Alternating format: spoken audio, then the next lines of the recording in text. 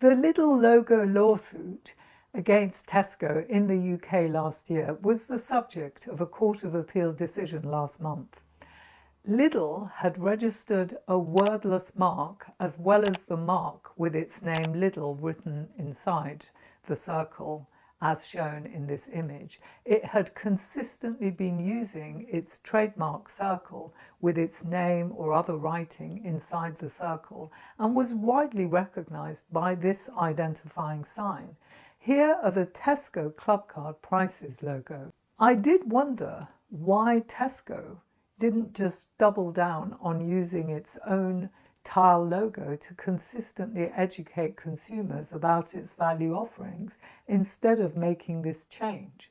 The presence of text in Tesco's yellow circle didn't change the fact that the yellow circle sitting in the middle of the blue square created a strong impression of similarity to Lidl's logo.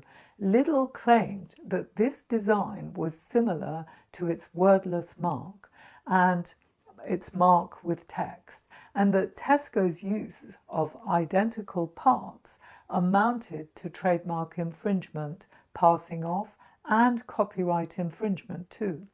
The fact that Tesco decided to use a similar sign to Lidl's did shortcut the process. As such, it was riding on Lidl's coattails to benefit from Lidl's reputation as a discounter known for value.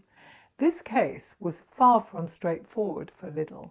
Unlike most trademark cases, which normally turn on whether there's a likelihood of confusion between the claimant's mark and the defendant's sign, Lidl wasn't suggesting that consumers were confused as between Tesco and Lidl.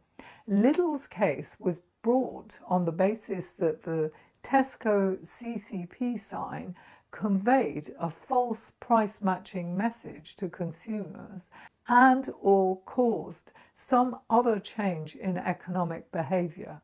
Lidl was ultimately successful in satisfying the demanding hurdles of Section 10(3) of the UK Trademarks Act 1994, thanks to the comprehensive evidence it was able to show the trial judge to demonstrate the real-life effects of Tesco's use of the CCP signs.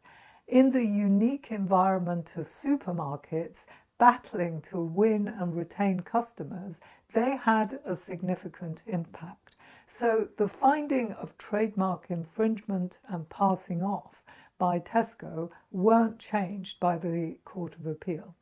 The court dismissed Tesco's appeal, in other words, finding that Tesco did infringe Lidl's Prices promotion trademark and was passing off. The Tesco signs were found to have conveyed the message to consumers that it was price-matching Lidl. However, the Court of Appeal disagreed with the lower court over whether Tesco was infringing Lidl's copyright. Essentially, the court thought that although the mark with text was original, the degree of creativity was low, but it wasn't purely mechanical, nor was it dictated solely by technical considerations. As such, it was protected by copyright, albeit the scope of the copyright protection conferred was narrow. Tesco hadn't copied at least two of the elements which made the mark with text original, namely the shade of blue and the distance between the circle and the square. All Tesco had copied was the visual concept. The court therefore found that Tesco hadn't infringed copyright. The fact that Tesco's logo was found not to infringe copyright was a huge win for Tesco. It means the company doesn't have to remove every instance of its logo. Provided the use of the logo isn't causing trademark confusion, then it can remain in use. So in practice, the lack of copyright infringement means Tesco will save a lot of time and money. The dispute demonstrates the importance of trademarks in managing competition. Among other things, trademark rights enable a business to take action against competitors that copy its name or distinctive brand assets. The case also demonstrates the different protections afforded by trademarks and copyright.